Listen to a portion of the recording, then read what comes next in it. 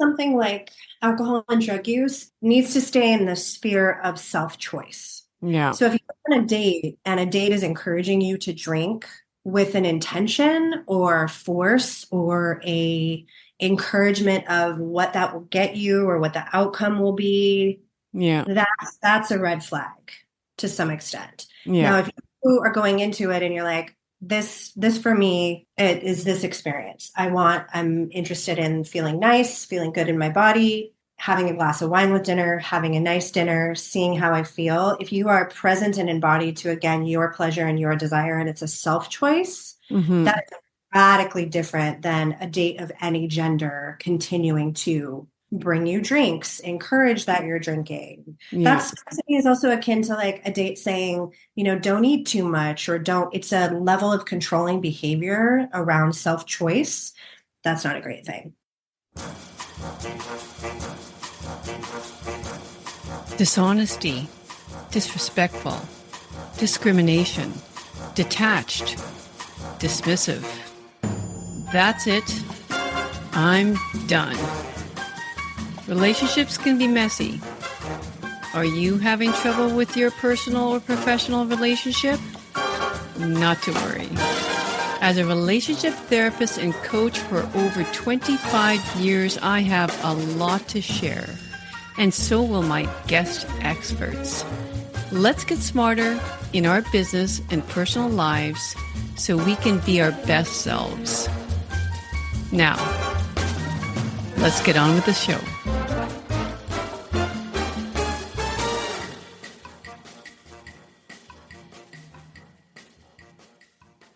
Welcome to episode 3 of Mixing Business with Pleasure. Today, I had the pleasure of hosting a guest who knows a lot about sexuality and works as a somatic sex therapist and coach. Her name is Elizabeth McGrath. And I learned a lot in the time with that I had with Elizabeth because so often, well, at least as a therapist that works with couples, there's so much discussion around frequency of sex within a relationship.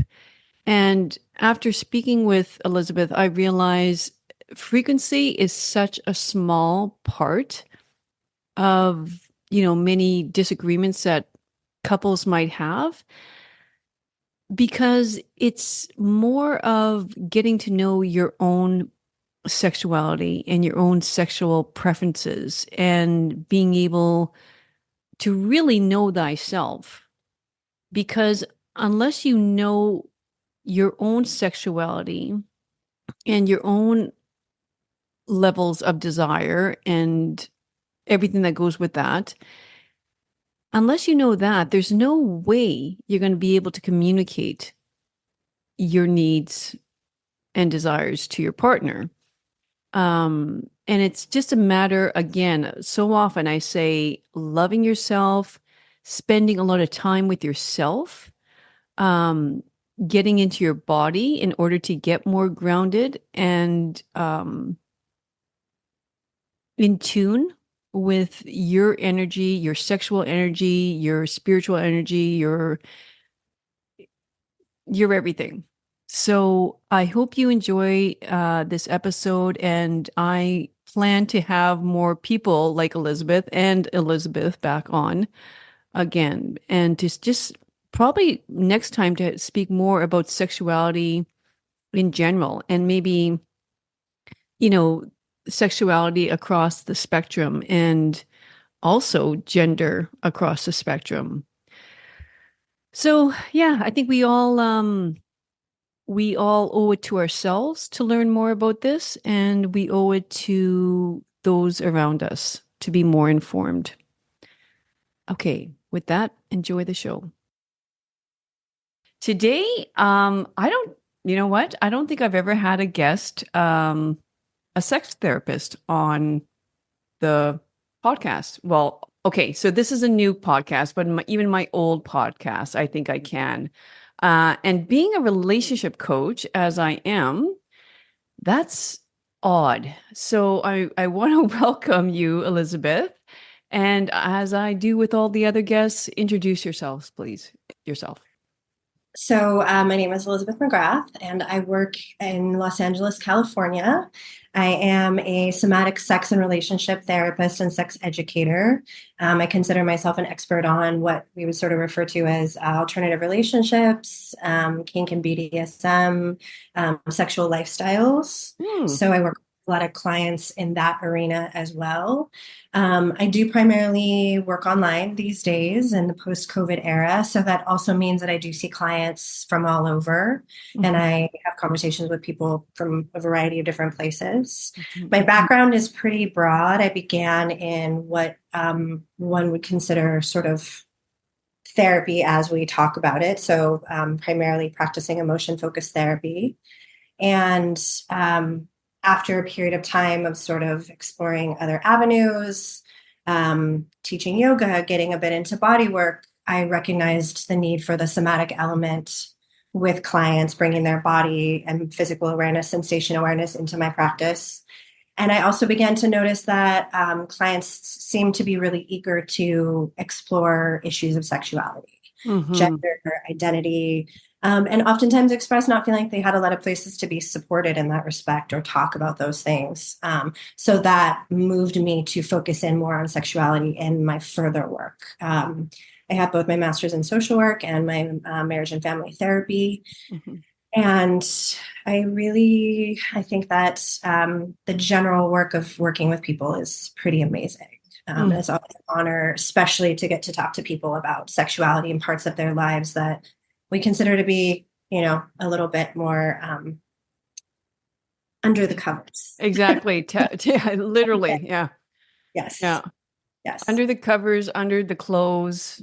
Mhm. Um, What we kind of keep to ourselves or a bit more private, we say.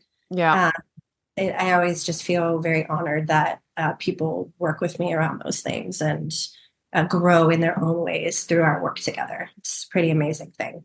It it is. And I know it's an uncomfortable conversation that happens, with me sometimes. And I mean, like just to have that conversation in the therapy room with them. Yeah, It's not like something forthcoming, like, for people easily. Like it's even though, I mean, there's so much talk about sexuality and nowadays much more than there ever has before. It should be a lot easier to talk about, but it's not. And if we have time, I wouldn't mind getting into that a little bit more, how sexuality seems to be like on a spectrum, you could say now, absolutely. and same with gender. Yeah, Um, so, okay, my first question to you is, what is considered normal, and like normal amount of sex that a couple would have, or, quote unquote healthy? And is this like these numbers from peer-reviewed studies, or is it like societal norms? Like what, and does it change as a couple grows, like in the relationship further and further, 5 years, 10 years, 15 years? Are there normal times of drought? Like, those are the questions that I have. yeah. I get those questions a lot. And I think especially clients that are in early stages of work with me, they're wrestling with those questions. And Hmm. I find that people feel very impacted by those questions in terms of their self-perception, their perception of their relationship. I do think that there's that question of normalcy that exists in a lot of places in relationship, like how much fighting is normal, how Yeah. much disconnection is normal. The way that humans are wired, we like to situate ourselves in community with some amount of kind of standard to feel grounded in it. Yeah. It's it is a bit of a frustrating answer that I have for people, but I'll sort of go two different directions with it. Hmm. The standardized answer in response to the question in particular is that there's the sort of answer to that is you take 10,000 couples, Mm. you put them in a basket, you shake them up, and you Yeah. get an average number, Yeah. right? That's the statistics. That's what people report. That's what they'll share. That is more what I would consider an average. Yeah. Probably to no one's surprise, I don't love the term normal No. because it situates people against this idea of what is right versus what is Yeah. not Yeah. or off or weird or strange or different.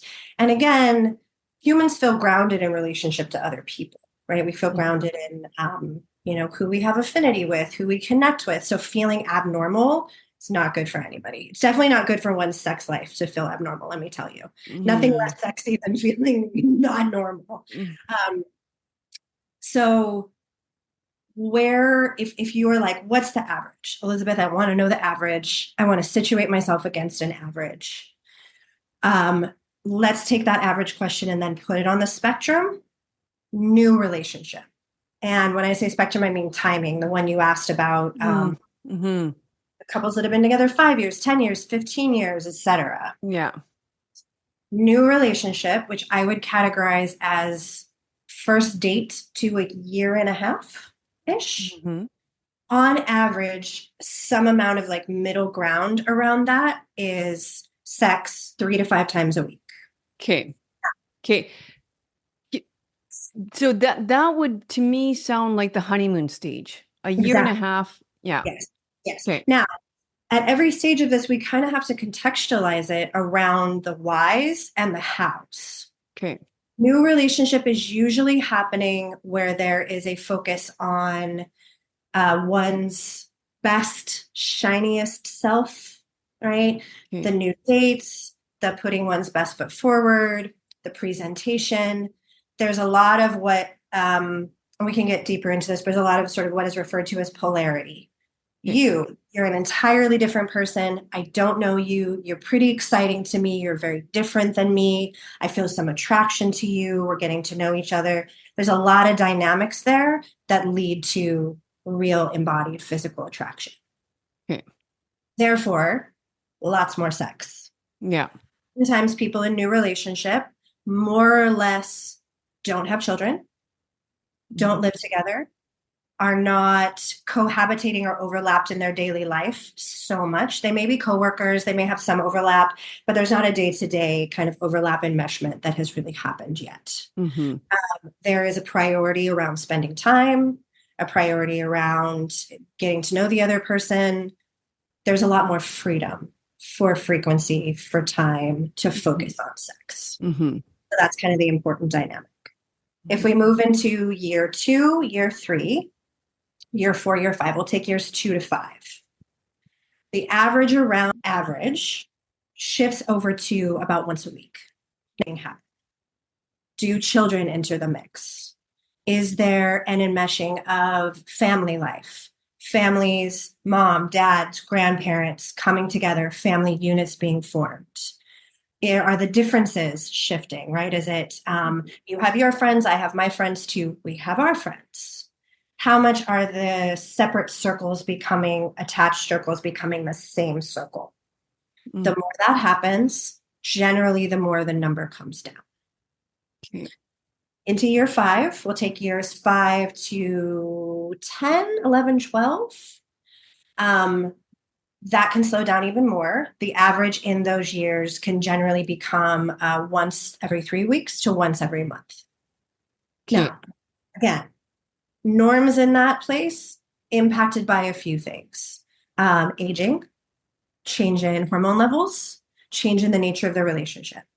Some of the biggest challenges to sexual frequency and desire are financial issues, job changes, familial issues, kids, what's going on with them? They're transitioning, they're becoming teenagers, they're doing different things. Basically, the more life stressors, the harder that is on a couple's sex life. Mm-hmm. Generally, in a relationship, at the beginning, there may be some what I call parallel walking, right? We're living life together. We have the same goals. We have the same interests. People, when you start to get into a decade, 15 years, that time frame, they change, right? Mm-hmm. They're interested in different things. They enter midlife. What makes them happy is different. What they want for themselves is different. that can be impactful in a couple looking at each other and feeling like, I've known you a really long time, but you're not the same. And I Mm-hmm. hear that from clients all the time. You've changed.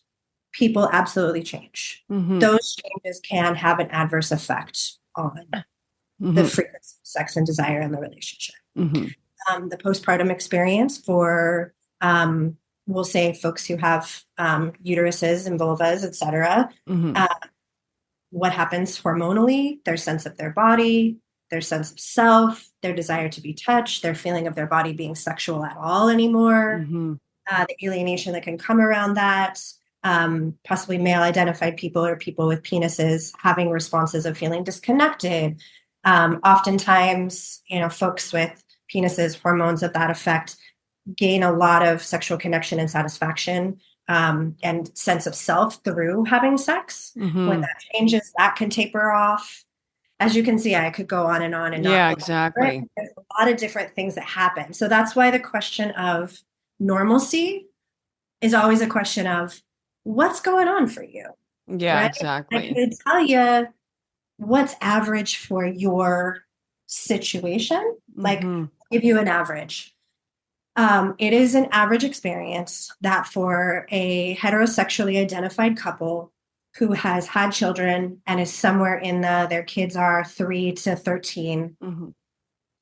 the female identified partner probably wants to be engaged with sexually in a different way than Mm-hmm. before kids. Mm-hmm. It's Mm-hmm. kind of pacing, a kind of sexual engagement that doesn't feel like taking from her, doesn't feel like a need, doesn't feel like a should or a supposed to or a have to. Mm-hmm.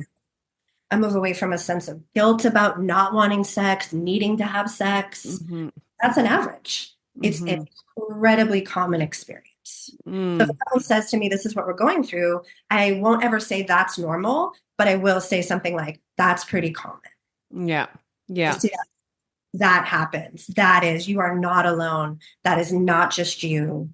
There are reasons why this happened. There are reasons to work with it, etc.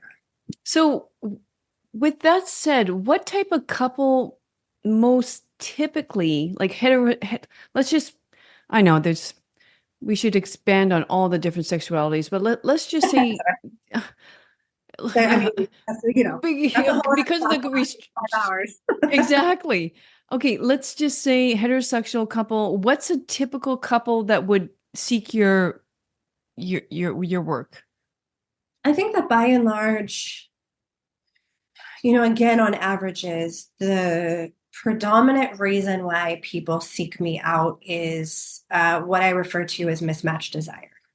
Okay. Um, Oftentimes, and again, there are a lot of reasons for this, the desire is mismatched in relationship to the male identified partner wanting more Hmm. frequency, more experience of desire, more physical touch, more orgasms, etc.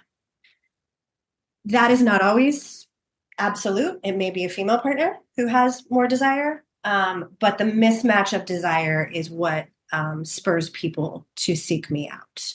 Oftentimes, it is one partner who's expressed a lot of difficulty with that, and the other partner has some amount of sadness or guilt or feeling of obligation, or it's like, okay, I got to kind of do something about this. Hmm. Or the partner who has the higher desire is trying to fix it or do Yeah. something about it or seek out um, things to do to work with it in that. Yeah.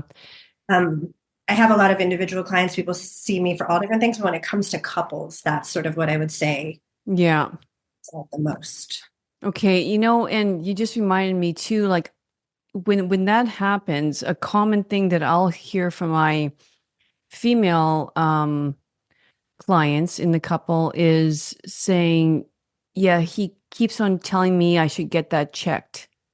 Like like they're a car, like go into your GP and yeah, Yeah. and get Well, that what's checked. interesting too is that, and again, this is a generalization, but the sort of generalized comment of the male partner saying, you should get therapy. Yeah. This is my issue. I want it. You don't. Yeah. Because oftentimes women will come to me and it will be relatively clear that the work, while some of it does focus on her, can't progress past a certain level without the two of them. Right? Mm-hmm. There's Mm-hmm. obviously a Yeah. takes two to tango situation. So either early on or even during a consultation, I'll say, I really do feel like this is couples work. And I honor if you are not interested in that or your husband is not interested in that, and we can still work together. But I do think that the most growth will come from work together. And oftentimes the male response or the man's response will be, this is your issue. I'm not, why would I do therapy? I don't have to go to therapy. It's a simple issue. I want it. You don't. Solve your part of it. Everything will be A-okay. Mm. So what's your response to someone that says that in the room? It feels that way. Yeah.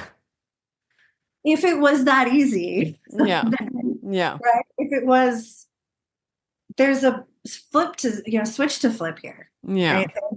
Oh yeah, you can make yourself want it. Um, it takes two people. Yeah. And this is true for relationships too, right? Are there relationships where one person is being mean or abusive, or that there really is a locus of issue? Mm-hmm. Absolutely. But 80 something percent of relationships are both people participating in the existing dynamic. Yeah. And it is really, it's just a bit of a dismissive and dropping of one's partner to Mm-hmm. say, I don't contribute to this at all, Yeah. right? How I approach you, how I come on to you, how I talk to you about your body, how I Mm-hmm. care for you physically, how I show my interest in you, how I express my turn on. Mm-hmm. None of that matters to you. No. None of that impacts you. Yeah. Isn't it ironic? Because oftentimes those partners are expressing, hey, your lack of desire for me or for sex, not even of the other person, but for sex is really impactful for me. But what I do doesn't have any impact on Yeah. how I do things doesn't impact you. But wow, it really hurts me Right. that you're doing your things this way Right. or you're Right. not doing this way. And I find that really amazing that there's not sort of doesn't that make it kind of obvious that it goes both ways? Right. Feeling a lot of things about your partner not desiring for sex, but it's hard for you to imagine that the way you desire sex isn't impactful for your partner. Yeah. Yeah. So let's say, okay, so yes, that is very typical. That's what I hear as well. There are times, however, that, a couple will come in and heterosexual couple and say, and the woman, since you pointed it out, it's mostly mismatched and it's mainly a man, will say, yeah, I don't know what's wrong with me. I just, it was once there, now it's not. And let's just say it's not, doesn't have anything to do with postpartum or anything. It's sort of how, like, what's certain things that you might suggest, like if she genuinely wants to like up her libido, and let's even say it's not even so much exhaustion, which is quite often the case. I Yeah. think, like you said, in those small children years, let's say it's just sort of like it's gone, like it's gone. What do you think when something like that's happening? So really, if it comes down to, there's kind of not a checklist necessarily, but there's kind of the check for elements when I hear something like that. And you named a couple of them, right? A person's physical experience, a person's somatic experience Hmm. in their life, and primarily in the relationship. Hmm. Um, what does their day-to-day life look like, right? Do they feel like their cup is being filled in any way, right? Do Hmm. they feel nourished in terms of their physical wellness, their own sexuality, their own desire, separate and Yeah. apart from their husband or their partner or whatever? Do they look in the mirror and say, I feel hot. I feel good in my body. I feel, Hmm. you know, like I want touch for myself. Like Yeah. here's where I can locate sensations I want for my body. Maybe not even turn on, right? We might not be talking about like the kind of turn on that one had in their 20s or 30s or whatever, or even 5 years ago, a year ago. Between Uh, two partners, like the turn on that happens between, like when both partners are involved, like well, I'm even talking about turn on as one's solo experience. Yeah. Okay. So Okay. I'll talk to somebody about, does anything feel good to you, Yeah. erotic to you? Right? Are Yeah. you getting massages? Are you hugging your girlfriends? Are you doing yoga and feeling like you're present in your body at all? What's your physically embodied experience of pleasure? And for me, pleasure is a spectrum. Pleasure is a very, very, very broad spectrum with orgasm and the ultimate, like, oh, the turn on, best orgasm ever. That's on one far side. Yeah. The other far side is I'm really enjoying the beautiful sunshine sitting out here. I Yeah. can feel it. I'm in this. I'm having an embodied experience that feels nice to me, Mm-hmm. feels good Mm-hmm. to me. I have a sense of just embodiment in the pleasure of being alive. Yeah. And oftentimes with clients, I'll ask them questions like that and even start there. And some of them, they'll be kind of laughable. And most of the time the answer is no, but I'll be like, do you enjoy taking a shower or Yeah. taking, you know, when you eat your food, can you taste it? Mm-hmm. Does it taste nice? Is it enjoyable? Name things for me that feel pleasurable to you and to your body. Mm-hmm. When a person says the desire's not there, there's a few things that are often happening. One, they're usually comparing their desire at that point to what I call the driving desire, the Okay. want. Yeah. I want it, Well, right? that would almost be libido, correct? I Exactly. mean, yeah. Exactly. Okay. A real embodied feeling of want. Yeah. Yeah. Strong desire. Yeah. But desire is actually, and especially as life goes on, much more subtle most of the time. Right. Driving desire is I want. Average desire is I could. Sure. Okay. Okay. That's good to distinguish. Yeah. Huh. It's not a no. Right. I don't Right. feel a driving desire yet. Yeah. I don't feel a no. Yeah. I feel neutral. I feel Okay. open. I feel present. I feel hmm, it's a space. It's not a fast car. It's a open track. I We could go around on here. Car's not on it yet. It's not driving fast. yeah. Track is there. It's open. We could meander. We could see what happens. Yeah.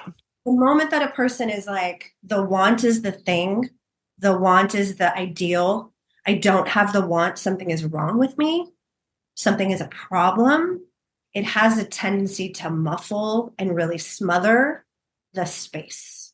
Yeah. And this is important. And that's where things like, what are you enjoying about your life these days? What are you, Yeah. right? Again, it would seem kind of silly, but like, do you feel the enjoyment of taking a shower? Do you feel the hot water on your body? Do you close your eyes and is there a moment of this feels nice? Are you getting in the shower and getting out of the shower to get on with your day and do your thing? When you put your pajamas on at night and you crawl into bed, does it feel good to your body? Where is your body? Yeah. Well, I Do think what you have that relationship with your body at all? And it's not a problem. It's not a, oh no, busted, the end. It's let's get you back to that. yeah. Let's start with those things.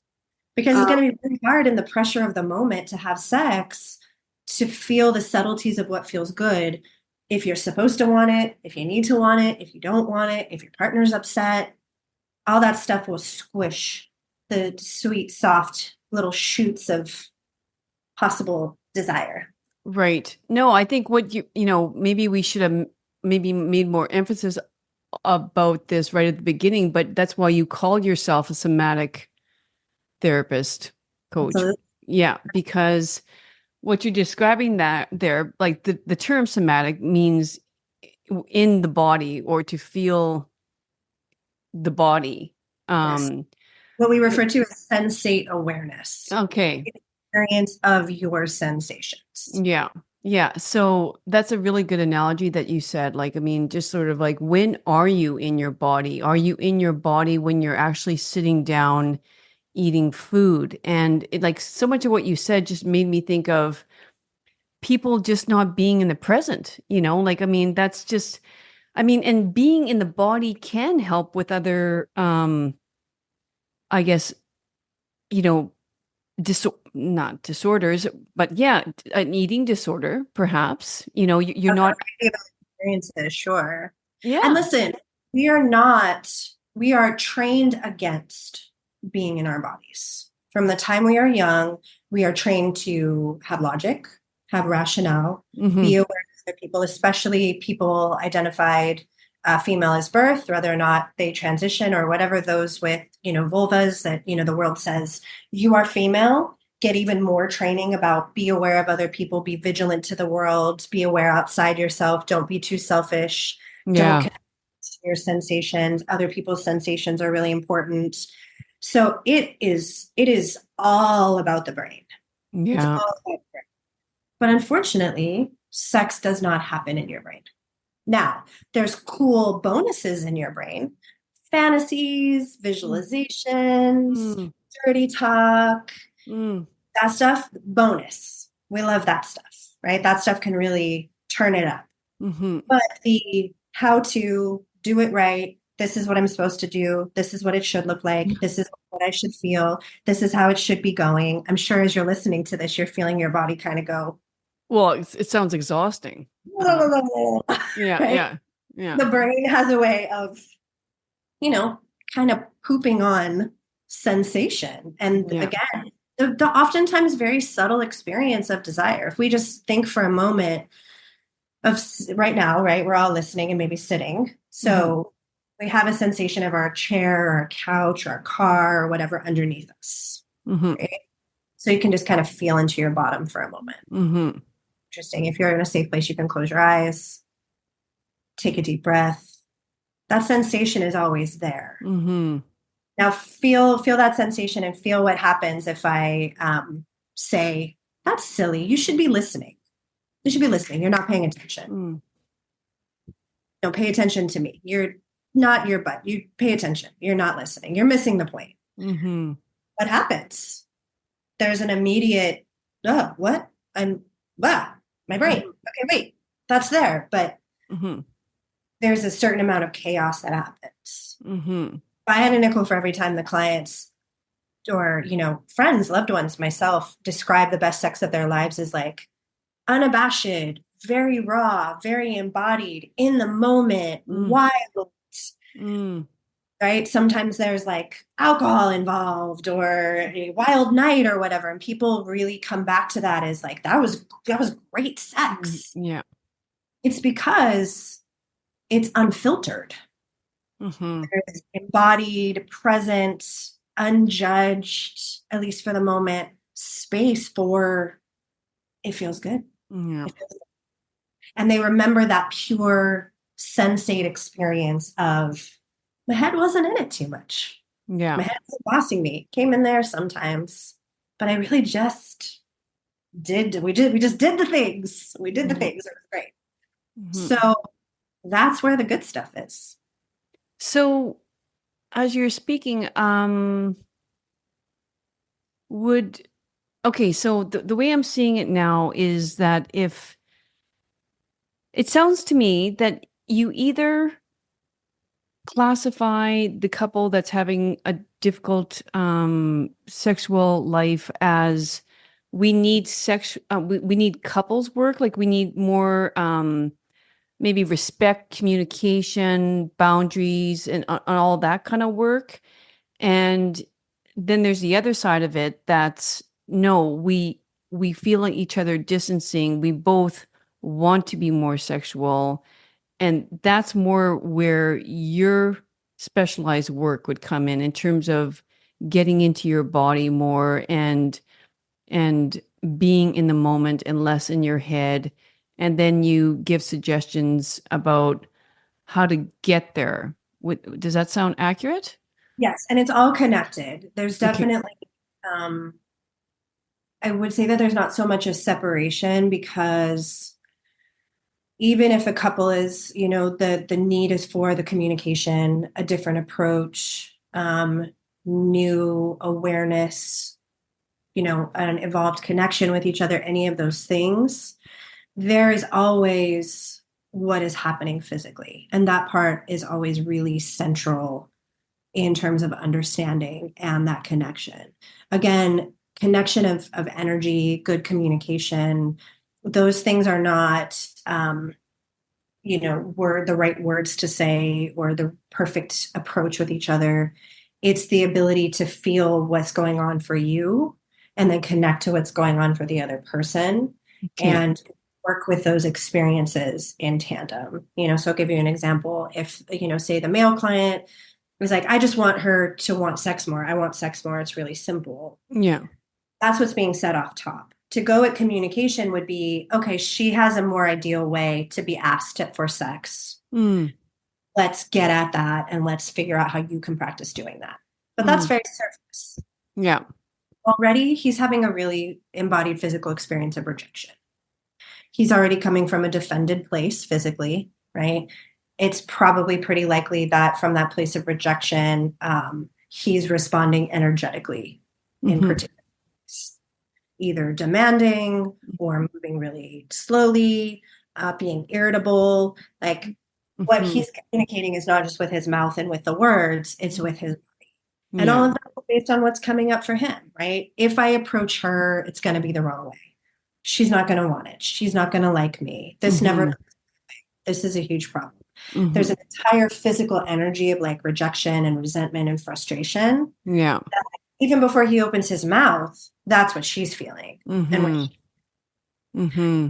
so many times I hear my female clients say, I want it to be okay if I don't want it. Yeah.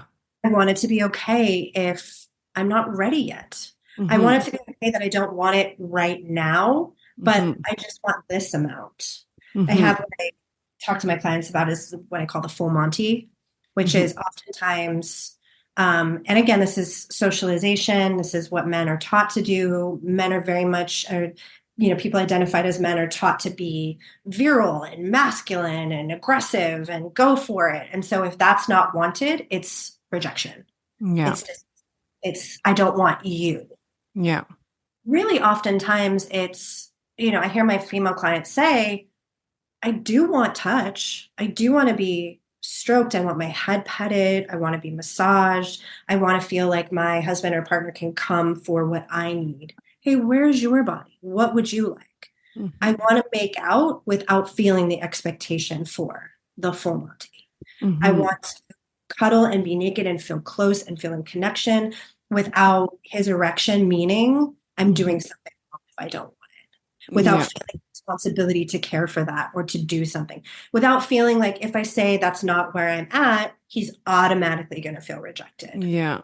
Yeah. All of that happens in the body. Yeah. All of those things can happen with no words. Right. Right. So each person's ability to notice what's happening for them physically, how they're responding, what they're saying, that's where the practice really starts is, oh, here comes my rejection. Mm-hmm. Mm-hmm. Rejected. Mm-hmm. Why to stay present? I know that she's told me she's not rejecting me. She needs a different pace here. How Mm-hmm. do I care for myself and my rejection while I try to stay present? Mm-hmm. Try to show her, I want you. I do want to make out with you. If I Mm-hmm. feel scared to sort of, oh, she seems to be kind of getting more into it, but I feel scared to take it to the next level because there's rejection. Again, how do I care for myself? Then Mm-hmm. am I asking, I'm getting really turned on. Do you feel ready for this? Can Mm-hmm. I sit? Can we do these things? Mm-hmm. Mm-hmm. The words without the body don't do a whole lot, really. And Right. people generally try a lot of words. They do their best, Yeah. absolutely. And I'm not saying everybody needs me mandatorily. But I think that that's why sex coaches and sex therapists exist because this kind of stuff is hard to do on one's own. When you're in it and all your stuff's coming up, Yeah. following your patterns of behavior over and over and over again. It's Yeah. really, and Yeah. we haven't said this yet, but sex matters so much. It matters so much. We live in a world, especially, in the Western world, where it's like sex is sex and it's the center of everything. And there's so many prudish beliefs about it that it is, oh, well, sex is not important. And the hypersexualized world, but it's like sex is just one part of a relationship. So it's kind of put down as being important. Hmm. It's connection, it's co-regulation, it's feeling desired, it's one's sense of their own sexual body in relationship to a partner. Most partners are monogamous, so they're getting, the majority of their sense of sexual self from one other person. Hmm. They're not getting that from any other place in the world. So if that changes with the other person, they feel like there's a death of self. Hmm. These are really big deal elements of relationships that we don't give enough room and space and credo to be Hmm. as they are. Yeah. Yeah. So we're not taught anything about sex ever. Well, no. Getting better. I hope it's getting better, but I mean, goodness knows the conversation you and I are having, people don't even hear this stuff or know this stuff until goodness knows when, right? We're Yeah. not hearing this as young people. Like, hey, here's how to feel your body and be in connection with a partner and care about your own desire and ask for your needs. And it's kind of a travesty, honestly, because, again, we're like, we don't talk to young people about sex, but then nobody is set up for any kind of success in terms of their sexual health in relationship. And that's a bummer. Yes. Like, I mean, I think they're taught more, consent is important, Absolutely. those kind of conversations and maybe the genitalia and your cycle for women and all that kind of stuff. But yeah, this kind of stuff. Biology stuff. Yeah, exactly. Science. Yeah. Just Yeah. like, yeah, But like as you're speaking there, and I mean, this is so common. Like, there's so much individuality that's being spoken about here too, because the whole idea of knowing your body and also getting out of your head and all the narratives that are going on in your head, even during different discussions with your partner, like not even related to sex. It's sort of like, oh, I know where you're going on that next comment. Oh, yeah, here we go, and rather yeah, than actually asking, yeah, just and being vulnerable is another huge issue for couples, like to actually state how they feel and less of what they need, but yeah, state how they feel, then I mean, it totally opens up, right? Like, yep, um, it sort of shows the human part of you when you talk about how you feel and your feelings are real then I don't know, then you sort of come together as a team, right? Well, if you feel this, I mean, that's important and we need to, yeah, we need to work at this. And the whole other thing about what you said about getting out of your head, is and thinking less about what I need is to be able to ground yourself, like you mentioned. It's sort of like the deep breathing. I mean, so many terrible disputes, terrible conflicts, in the home happen because people aren't maintaining their regulation, like aren't grounded, aren't regulated in their emotions, and words are said that they yeah. really, yeah. So, I mean, but one thing you did say, you brought in alcohol here, and you talked about it as a way of sort of like letting loose and being relaxed and being less inhibited. But I'm also mentioning how being less inhibited can really cause a lot of problems in a relationship. So what Yeah. what do you what's your views on alcohol and sex combined? So I think that, I mean, it's a bit difficult to take a very particular stance. I think that as with a lot of things, there is a certain threshold which past that the possibility for issues and um, I will say issues, right, of all kinds makes it really a no-go, right? Hmm. Um, Being highly intoxicated, being in a state of any intoxication where one cannot make a conscientious decision, an Yeah. environmental decision, um, those kind of things, just objectively, that is the line to not cross. Now, I Mm-hmm. will say that the context of a situation really does matter in this way.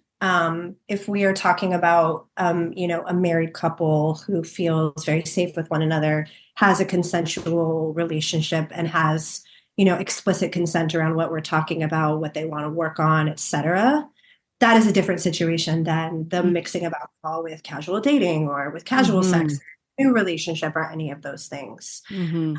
So there will be times, and the reason why I brought it up is because the reflection back to me is around how that can impact a person, from people that are, would say things like, I'm really anxious and I'll have a glass of wine and I'll kind of notice that, I'm more available to things, or Yeah. really it's just the component of alcohol in this context, but also, people report a variety of different things. What turns the inner monologue, or sometimes inner dialogue of chaos in the mind, what turns that down to allow them to feel their bodies more? I am not an advocate of alcohol or drug use or anything being the way that happens. Like, Mm-hmm. way to do that, go do that. But I do feel that if a person has said, on a Friday night when I'm like, I want to be in the mood, I do have this desire, it is present and clear in my body to want to feel more connection with my partner, Mm-hmm. something like a hot bath, a glass of wine, Mm-hmm. a candle in your room, Mm-hmm. lower lights, Mm-hmm. Yeah. great. Not off the Yeah. table. Just don't use that at all, or never use that sense. But I think one, the use of any, we'll say mental modification. And I think that that includes, SSRI medication, Mm-hmm. prescription medication, right? What a person would be on.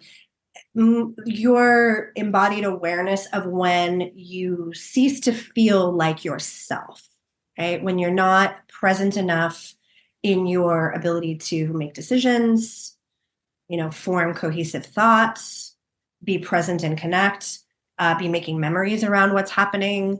These are all specifics of that's that line, right? That is, we're not trying to go across that. Mm-hmm. Where we're wanting to operate is a tool of that is part of a routine, or could be part of a routine, to experiment with what happens for my body, what Mm-hmm. happens, how I feel okay. And again, we Mm-hmm. want to keep that sort of in the generalized context of like taking a bath, getting a massage, Mm-hmm. Reiki, having a really good conversation with a friend, the things that we're engaging in that are like, that helps me and helps my body. I will say too that, something to be aware of is if you have to engage in alcohol or drug use to have sex, that is an indicator of, what I would consider sort of, an issue that needs to be looked into. Like, what is it about that that makes it necessary? Yeah. Again, there's a losing oneself and one's body inherent in that dynamic. Mm-hmm. Needs some other care, right? Whether or not that's working for a person, that is not sustainable. No. So noting that and being like, oh, I only have sex when I've been drinking. Yeah. I only allow myself to, or feel like I want to, or feel like I can shut my brain off if I use alcohol. Yeah. Because I've had sex in the last 6 months have been when I've been drinking, or when I've smoked a joint, or Yeah. we would want to zoom way back out and say, okay, there's a, possibly not compulsive at that point, but there's a need for that is a Mm-hmm. crutch for, and we Mm-hmm. have other experiences here. There's Yeah. a, like a filtering, or a, way that that's being used. Yeah. That's not going to work forever. So in other words, it's gaining awareness. It's noticing how these pieces all are coming together, like you're also making me think, like I hate to say this, but sometimes I think there's some sort of well, manipulation possibly. I'm not going to say manipulate. Well, I mean, that's a strong word, but it could be, I'll wine and dine you. I will start building the deck. Like I just don't want like men in particular to kind of rely on certain tools or strategies in hope that this time it might work out. Like, I mean, that shouldn't, because then the rejection and the disappointment is even, and possibly anger is Yeah. is is even more apparent because they're like, Something like alcohol and drug use is a should stay, I don't love the word should, but needs to stay in the sphere of self-choice. yeah, So if you're on a date and a date is encouraging you to drink with an intention or force or a encouragement of what that will get you or what the outcome will be, yeah, that's a red flag to some extent. yeah, Now, if you are going into it and you're like, this for me, it is this experience. I'm interested in feeling nice, feeling good in my body, having a glass of wine with dinner, having a nice dinner, seeing how I feel. If you are present and embodied to, again, your pleasure and your desire, and it's a self choice, mm-hmm, that is radically different than a date of any gender continuing to bring you drinks, encourage that you're drinking. yeah, That's to me is also akin to like a date saying, don't eat too much or don't, it's a level of controlling behavior around self-choice. That to me is that's not a great thing. That's no, something no, um really, again within a certain range, that's not in control of the other person. That's not mm-hmm, engaging with you that way. mm-hmm, mm-hmm. I have another very important question to ask, I feel, is I know, like, I mean, especially again women, I don't want to sound stereotypical, but like women, because of the amount of guilt, I think women can feel because of the of being more emotional beings. Yep. Um and believe me, I know you speak like the correct terms and like identified and all those. Like I'm just not used to speaking that language as you are. I should, but Yeah. I think you need to be working in the field constantly to start, using the correct terms. But anyway, let's just, again, my world is heterosexual right now. I have some homosexual couples coming in. But what I'm trying to get at here is it's quite often that women are very confused because and feeling very guilty because they really have lost the libido. And Okay. sometimes I think they're questioning their sexuality. Like, would I be considered asexual? What Hmm. is going on within me? They recognize that they don't have the libido, they don't have the desire, Mhm. and their relationship is not the best. Okay. They're more like, let's say, roommates, or and it could be that they're later on in the years as well, right? So I think for a lot of women, they're kind of going, is it me? Is like, am I the problem here? Like, with my lack of libido, like, should I be leaving this relationship? Will the libido, will the desire come if I'm in a different relationship? Like, we don't hate each other, Mhm. but we're not as sexual as we should be, and they're aware of that, and they really don't know what to do. Like, what do you suggest?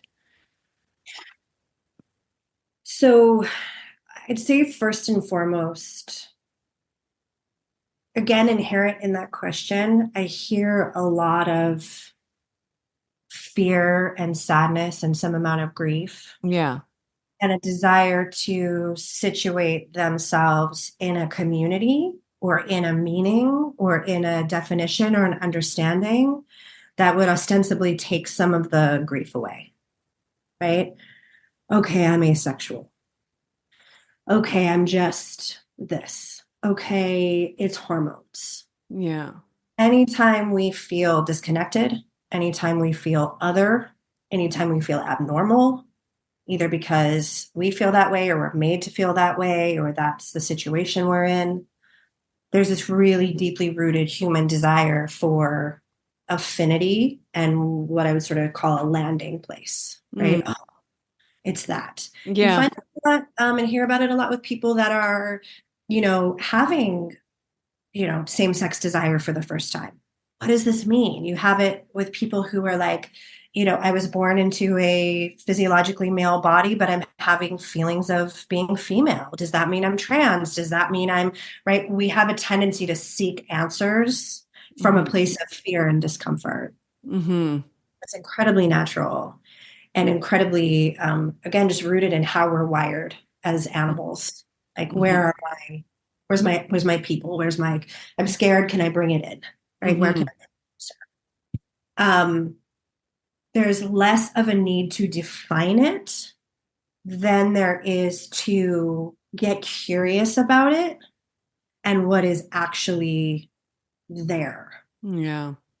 Finding a definition or finding meaning in a relationship to lack is giving so much attention to the lack. Mm-hmm.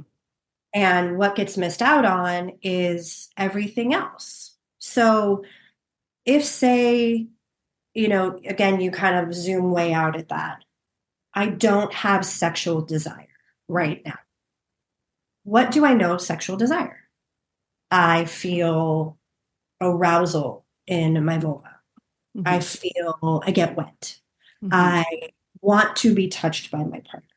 I Mm-hmm. want to touch my partner. I like the smell of my partner. Mm-hmm. I want to be wrestled around. Mm-hmm. I want to, any of these things. Yeah. That's what I know of desire. When you ask me, what was it like to feel desire? I can tell you what it was like. Mm-hmm. That's not there. Again, what I find is that while those desires aren't there, while that's not the thing, it's really, really rare that there's not nothing or that there is nothing. It's really rare that there is nothing. Mm-hmm. It's different. It's shifted. In the context of what you used to want and what you're supposed to want, it's a lack. It's a Mm-hmm. nothing. Mm. In its own context, separate from that, when it's good enough, when it's fine, when it's beautiful as it is, when there's room for it, when it's, yeah, that's how it is now, it takes on a different character.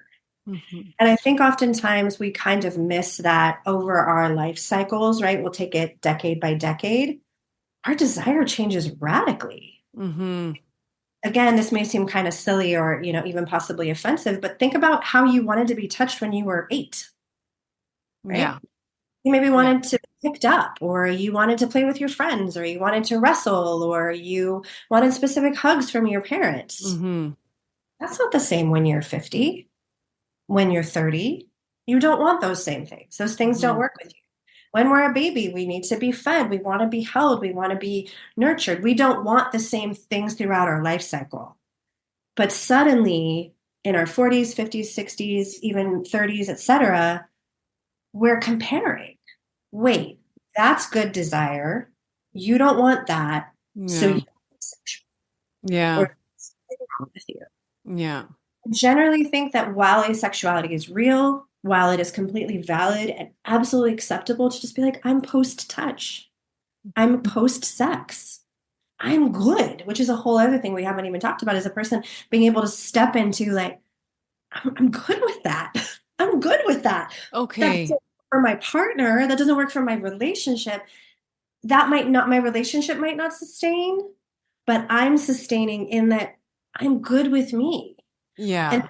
that means something about me. I don't need to necessarily categorize myself. I can if that feels uplifting, if that feels enlightening, if that feels affirming to me, great. If I find myself in the idea of asexuality, I can adopt that as like I like that for me. Mm-hmm. Taking that on as like, I don't want that anymore. And now, uh, Mm-hmm. what about yeah, no, I don't want it. And Yeah. I do have a wish to want it for my partner. I do have a wish to want it because that used to feel good, Mm-hmm. but there's other stuff that feels good Mm-hmm. because I want now. Mm-hmm. That's what want feels like for me. I want to read my book in my bed. Yeah. That feels really fucking great. Pardon my Yeah. French. Yeah. Yeah. That is what I want. I can feel it all the way through my body. What I Yeah. want is to be in the garden and be digging up my vegetables. Yeah. I love it. It's good for my Yeah. body. I'm into it. Yeah. We privilege certain kinds of desires, certain kinds of turn on, and we really demean and deprioritize others. Now, if a person is saying, I am in desperate grief for myself and my body that I don't want it, I want to find it. I want it back. Yeah. Screw my husband, screw my girlfriend, screw whoever's Yeah. mad at me that I Yeah. don't want it. I want it. There's an interesting path there, right? That could Yeah. look like, okay, let's look at your hormones. Yeah. Let's look at supplementation. Yeah. Let's look at exercises to get you back in your body. Yeah. Let's look at, are you masturbating, right? Yeah. What's your self-touch look like? What's your regimen for self-love? How long are you like massaging yourself, putting lotion on yourself, Hmm. spending time in the shower? What Hmm. is your self-love embodiment, time and ritual and routine look like? Let's Hmm. deepen around that and let's get into what the body you have right now. It's awesome. What's it want? What do you Hmm. what turns you on these days? What are you reading? What are you listening to? What are you watching? If Hmm. you're not listening to or reading or watching anything, let's get you some stuff. Let's Yeah. get some books. Let's get some porn. Let's Yeah. listen to some things. Let's see when you're consuming things, what flickers. Yeah. Yeah. Let's let's get curious and experimental, but also let's not continue to reinforce this cloud of like, "Bleh, Yeah. you're done. You're Yeah. wrung Yeah. out and washed up, and that's it Yeah. for you." Yeah. You're broken. Or is it ever? I think it just changes. No, I really like that. I think, you're very good at um not it's yeah, not making a person feel abnormal. I mean, A it's stigma in the world. Oh my yeah, God. So it's much shame. awful. It's So much awful. shame. Yeah. Yeah. And I think so many people, again, because they're in this self-narrative and they keep it to themselves so long, Yeah. guilt, shame is great at that. Mhm. And then if they don't have a supportive partner and the partner's, continually tells them there's something seriously wrong with you, just so you know. I mean, no wonder. Like, but no, I really like that what you're saying. Like to me, my desire is yeah, being in bed with a great book at night, cozy, whatever that is, like that is such a turn on. Such a laugh. Exactly. Yeah.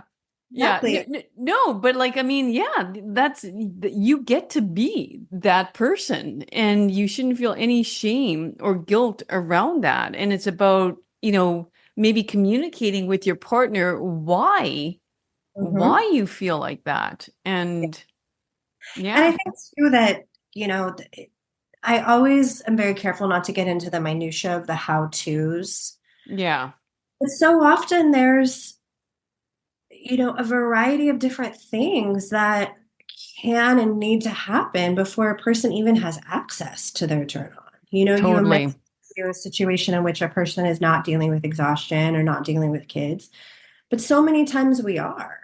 Hmm. For instance, hearing you like being in bed with the book with whatever, I love that so, so much. That feels so good. And oftentimes for people, again, especially women, female identified people, even just that solo time is a time of metabolizing, right? It's a time of this may be the first time I've had to myself. This may be the Exactly. only time I've been quiet all day. This might be the only time someone has not needed me. Hmm. Sex at night is pretty common, mostly Hmm. because timing can be really hard, or people don't live lives of, a lot of quickies or space for quickies during. Hmm.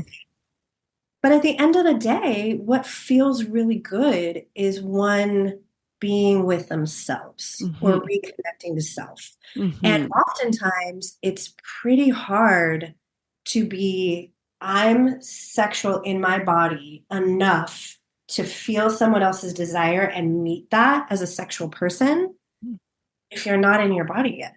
If you haven't, Hmm. Hmm.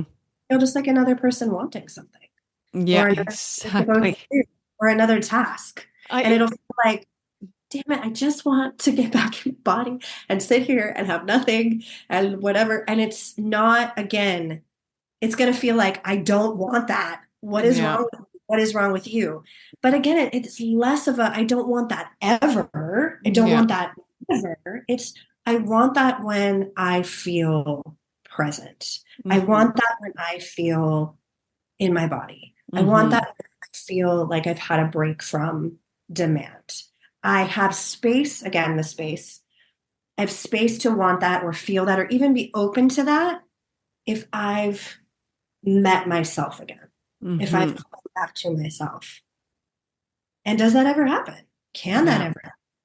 Yeah. I tell clients all the time, if you have something at the end of your night that you love to do, absolutely set this time aside, move your clock back a little bit earlier, go and do that for yourself, and then see what happens. Yeah. Yeah. That's a good point as well. I Yeah. like my 10 to 11 to read my book. Okay, read your book from 9:30 to 10:30, Yeah.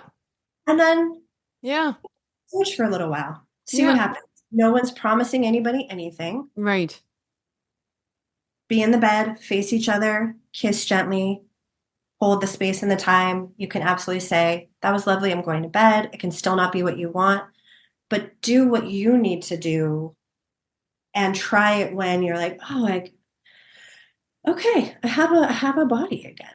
I'm Yeah. a human being. I'm a person. I Yeah. have a vulva. I Yeah. have a body that likes to be touched. I Yeah. can feel my own self. Yeah. That is pretty integral to feeling anyone else touch you. Yeah. Yeah. We have No. space for anyone else's needs. Yeah. Yeah. I mean, it always comes back to taking care of yourself, loving yourself madly before, you think that somebody else can possibly love you. Mhm. Taking care of yourself first, even though it sounds so, yeah. The number of times I've had couples that say we only have sex on vacation, Yeah. Yeah. Yeah. and it is obvious in the formula. You Right. go away, the 10 Hmm. different things you do all day aren't there, Yeah. right? And it's not a given, but the possibilities for the individuals are so much higher, right? Yeah. On a beach, I'm feeling the sunshine, I'm going swimming, no one needs anything from me. Hmm. Now, what Hmm. I hear is you just spent a whole lot more time in your body feeling pleasure Yeah. in your day-to-day life. Yeah. Yeah. Probably slept later, you probably were more rested, Yeah. got a less stressed out husband or a less Mm. stressed out wife or a less stressed out girlfriend, boyfriend, Yeah. Yeah.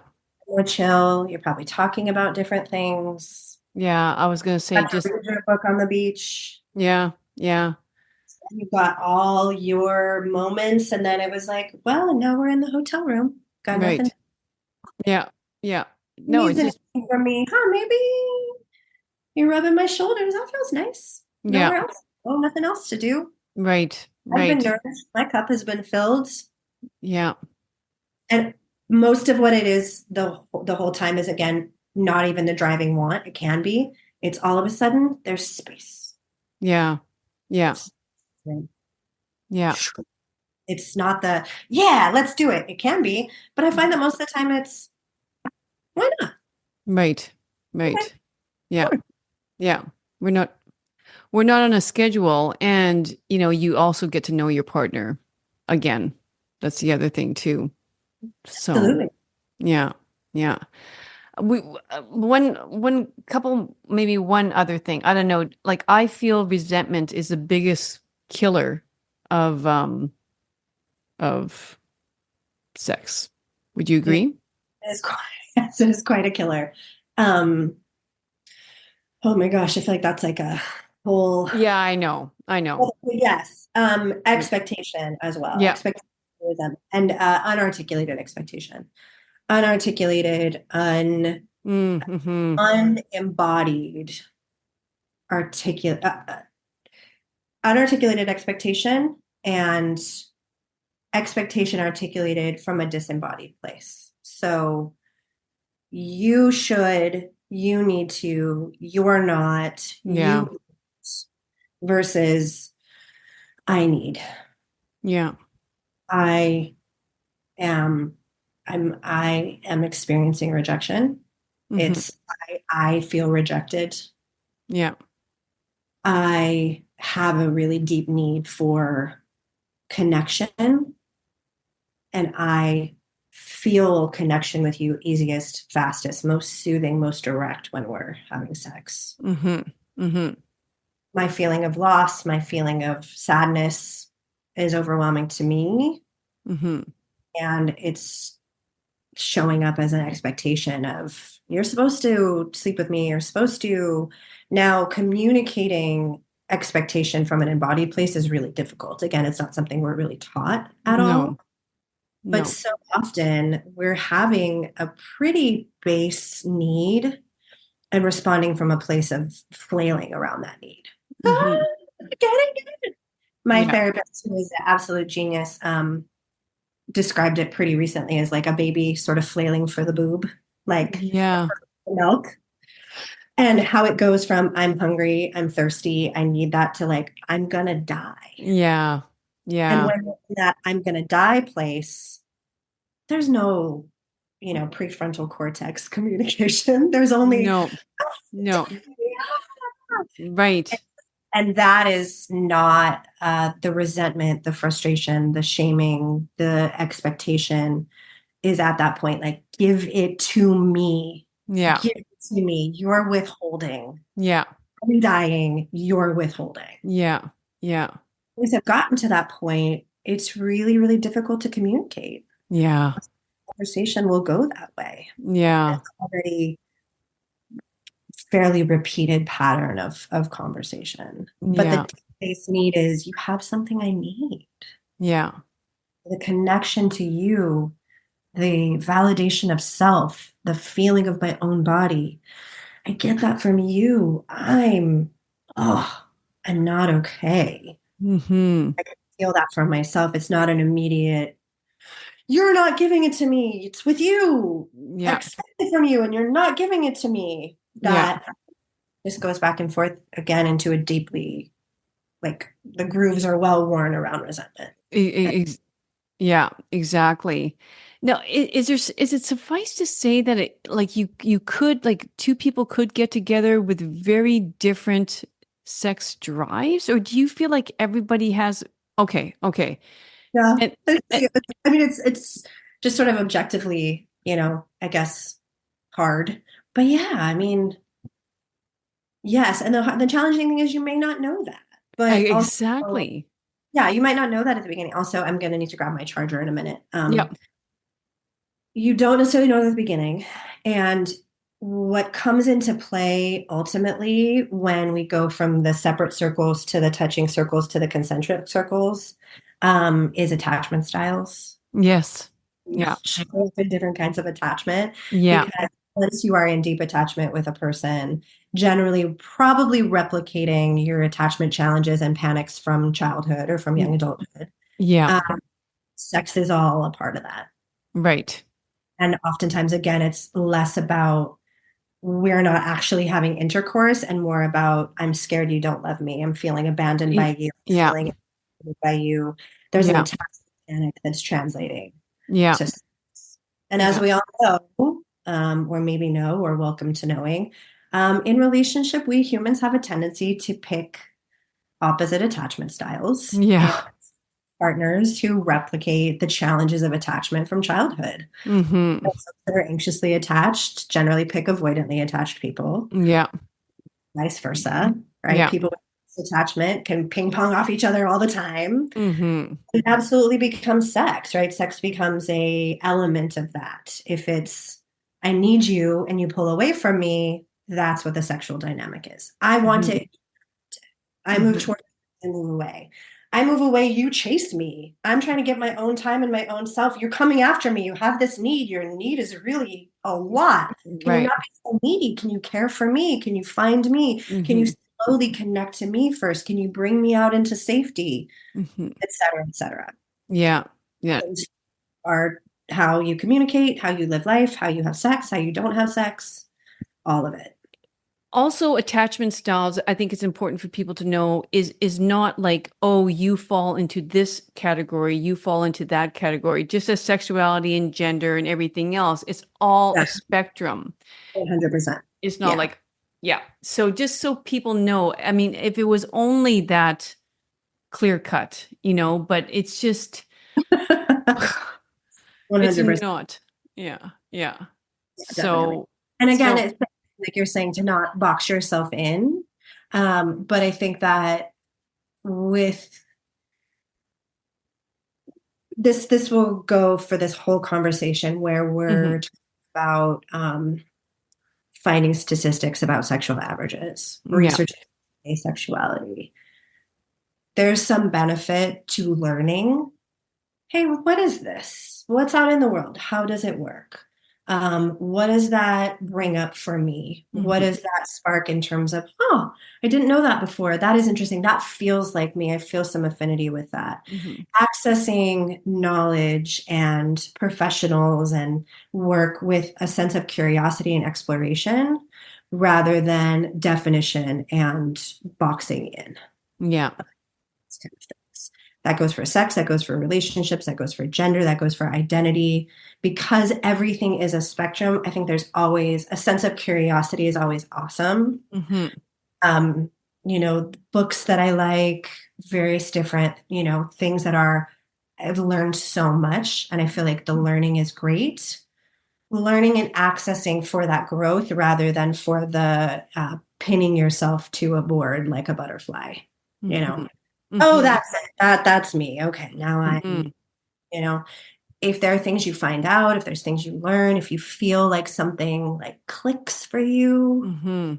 that's beautiful. Yeah. That's but trying to fix yourself or Yeah. trying to fix your relationship or trying to find a solve for something Mhm.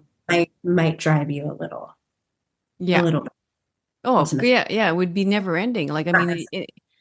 yeah, it's trying to find a tribe, right? It's trying to belong to some sort of community that makes you feel good. And yeah, I would suggest instead just to like know thyself, get into your body, know what lights you up, right? Like, like just like we talked about the reading a book, or it could be pleasuring yourself other ways. But as long as you're happy and Yeah. satisfied, there's nothing broken or wrong with you. So, No. And it can be really difficult to be in a relationship where you're hearing that, or the yeah, partner is sort of saying that or naming that. yeah, I'm never an advocate for, the relationship is the problem and it should end. But the self advocacy work of your own desire being beautiful and being good enough hmm as being a sort of focus and a maintenance. And hmm maybe ultimately recognizing if as you have evolved, the relationship has evolved or not evolved either, yeah, right? yeah, I am definitely not one that is ever like, this relationship is great or it's not working. But sometimes it's oneself in growth. Sometimes it's the growth of the relationship. And sometimes the season of that relationship is done in regards to how the individuals within it have hmm changed. hmm And again, maybe something for another podcast time, yeah, but it's like asexuality or liking one's own desire, wherever it is, it's not socially reinforced, but it's absolutely okay for relationships to end yeah, when they're no longer serving people, yeah, when there's a mismatched desire it's okay. hmm And hmm again, sex is one of those things that there's a lot of stigma on relationships ending about sex or over sex. hmm And I think something I would float to people is that's an okay relationship reason for a relationship to change. yeah, It's an okay reason for a relationship to become a different kind of relationship, to hmm become a friendship, to move into an open relationship, to hmm end entirely, to become a co-parenting relationship. People change and the fluidity of that change being okay and being acceptable might mean that the relationship itself looks different. yeah, yeah, and that's okay. And that's okay. And that's Okay, well, Thanks so much. Yeah, it was great. I think I got most of my questions, but like you say, I think there's going to be another time, another place. I'd love to talk to you anytime. I hope that everybody gets so much out of this, and I look forward to the future. Yes, yes. Okay. And everyone else, we'll see you next week. Bye-bye. Thanks for tuning in to this episode. Remember that you can watch the full episode on YouTube, where I plan to hang out the most. Your feedback and suggestions for future guests are incredibly valuable to me, so please don't hesitate to post a comment. You are an integral part of this journey.